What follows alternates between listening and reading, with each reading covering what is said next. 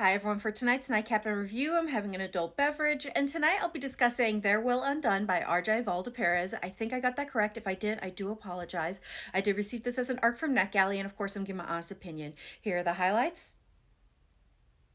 And there were no listed content warnings, and I gave this a 3.5. So what's this book about? So this book is about Nina, who is a simple girl who never thought much outside her village. But then when men of the emperor show up ahead of the annual harvest, where they usually pay their tithes not just from the harvest, but also with sons joining the army and some daughters being taken to be trained as wives for high-powered nobles.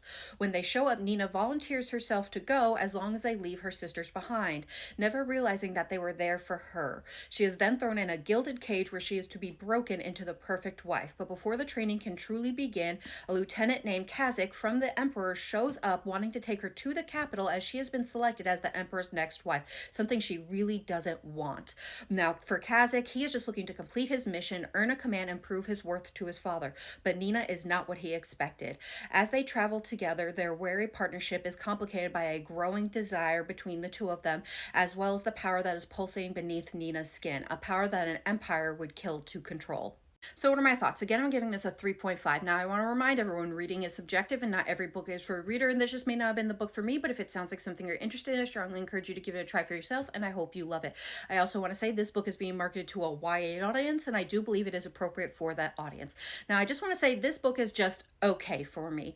As we all know, there is no such thing as an original story, even ones derived from another culture's mythology or history. And the framework of this book is a girl who has been kidnapped by an emperor because he wants to control her power, and she is filled with rage and helplessness over not having a say in that book. That is the framework of this, something that is universal across different cultures and different books that are prevalent today. What brings these books to life is how the author adds to that framework with their writing, the setting, the characters, their interactions, and the story itself. And for me, when it came to this book, I chose it because I like to read diversely, and this is an opportunity for me to be drenched in another culture's mythology, culture, and history, and I was looking so forward to it.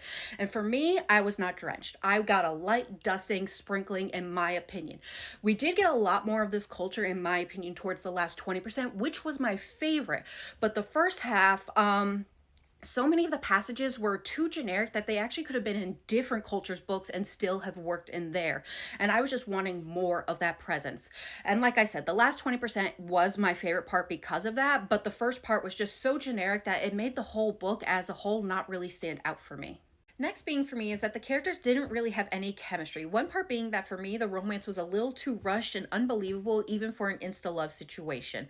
You have Kazakh showing up to where Nina's being held against her will, where she's been drugged and beaten, and he unalives the person who had beat on her. And she is just instantly enamored with him that she essentially goes with him willingly, even though he is taking her against her will to the capital to eventually marry the emperor, which she does not want. She does not fight him, even verbally or physically, does not try to escape. All she does is constantly remind him that this is not what she wants. She doesn't really do anything else. And even as a dark romance reader who loves when men unalive people for the female main character, this felt a little unbelievable, their connection.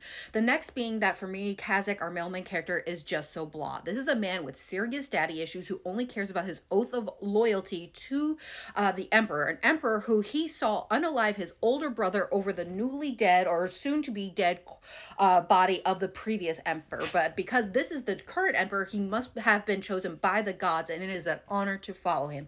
And by doing so, he will finally earn the respect and love of his father, even if it means kidnapping a girl against her will to marry the emperor against her will, because it is an honor. There were some other things I wasn't quite enjoying as well, but those are the main issues for me, and this was just not the book for me. But if it sounds like something you're interested in, I strongly encourage you to give it a try for yourself. It will be available June 2nd. I hope you love it, and I hope everyone has a good night and happy readings.